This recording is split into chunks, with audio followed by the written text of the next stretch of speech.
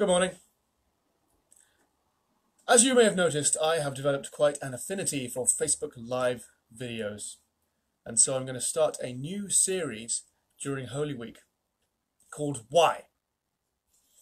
And this is for specifically my non-Christian friends who may have some questions, especially this week, as to why Christians do the things that they do, especially in this week. And so the title for today's question is, why the palm crosses? Because many Christians around the world, me included, have got crosses up in the windows now, especially today because it's Palm Sunday. And so I'm going to explain why. The answer is in here, my old trusty rusty. This Bible's about 20 years old now, but it's still pretty valid. I'm going to tell you a story today. It's not going to take long. It's a true story because there is enough evidence for Jesus' life to make this true.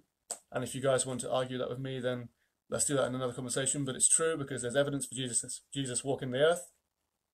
It happened 2,000 years ago. And so I'm going to give you the explanation to why we have palm crosses in our windows. So without further ado, I'm going to jump into Matthew's Gospel. And Gospel means good news. So this is Matthew chapter 1. It's called the Triumphal Entry. Let me give you a little bit of context. Jesus is on his way to Jerusalem. There's a big crowd of people with him, following him around. The Jews of that time, as you may know, they are under the occupation of Romans, and so they really want their freedom. They're basically enslaved to the Roman occupation. And so Jesus is coming along, and they think, oh, Jesus is going to rescue us from the hands of the Romans. So this is what this story is about. That's the context behind this. As they approached Jerusalem and came to Bethphage on the Mount of Olives, Jesus sent 2 disciples, saying to them, "Go to the village ahead of you, and at once you will find a donkey tied there, with her colt by her. Untie them and bring them to me. If anyone says to you, if anyone says anything to you, tell them that the Lord needs them, and he will send them right away." This took place to fulfill what was spoken through the prophet Zechariah many, many hundreds of years before that. "Say to the daughter of Zion, see, your king comes to you, gentle and riding on a donkey, on a colt, the foal of a donkey." This is interesting because the Jews probably expected their king to come on a horse. You know, horses were expensive in those days, a symbol of power and authority. But no, Jesus came on a gentle creature, a donkey. The disciples, they went and they did as Jesus had instructed them. They bought the donkey and the colt, placed their cloaks on them, and Jesus sat on them. A very large crowd spread their cloaks on the road, while others cut branches from the trees and spread them on the road. Palm trees, palm branches. The crowds that went ahead of them, and those that followed, they all shouted, "Hosanna to the Son of David!" Hosanna means save. They shouted, "Blessed is he who comes in the name of the Lord. Hosanna in the highest." These people were expecting Jesus to come along and defeat the Romans. When Jesus entered Jerusalem, the whole city was stirred. And they asked, "Who is this?" I'm just going to jump to Luke, which is another account of this story. Some of the Pharisees in the crowd said to Jesus, "Teacher, rebuke your disciples." "I tell you," Jesus replied, "if they keep quiet, the stones themselves will cry out." Back to Matthew. The crowds asked, "Who is this?" And those surrounding Jesus said, "This is Nazareth." What am I about? This is Jesus, the prophet from Nazareth in Galilee.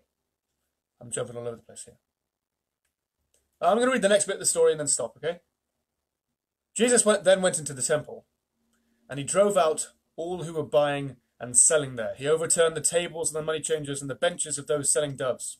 "It is written," he said to them, "my house will be called a house of prayer, but you're making it a den of robbers."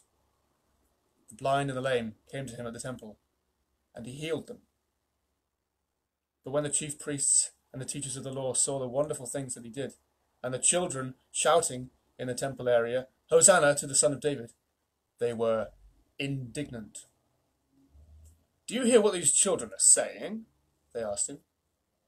"Yes," replied Jesus. "Have you never read, 'From the lips of children and infants you have ordained praise'?" And that was written in the Psalms, again, hundreds and hundreds of years before. And Jesus left them and went out to the city of Bethany, where he spent the night. Bethany's not too far away from Jerusalem. So that's the story I'm going to read today, and that's it. You'll understand why we have palm crosses now, because it was about waving in the Messiah into Jerusalem. And though the people of that time got it pretty wrong, they thought Jesus was going to defeat the Romans, which eventually, of course, he did, but not through might or military strategy. He did it through love, funnily enough, and it was far more effective. But the Jews wanted him to defeat the Romans and kick them out. But that's not what Jesus came to do. And so that's why we Christians today have taken the palm crosses as a symbol of Jesus entering Jerusalem on a donkey to do the things that he was going to do in Holy Week. And so at different times during this week, I'm going to read a bit more of the true story of what happened. And you guys can make your own opinions on whether it is true or not, on what it means for you. So have a lovely Palm Sunday, have a lovely Sunday, have a lovely week, and I will be back with some more videos soon.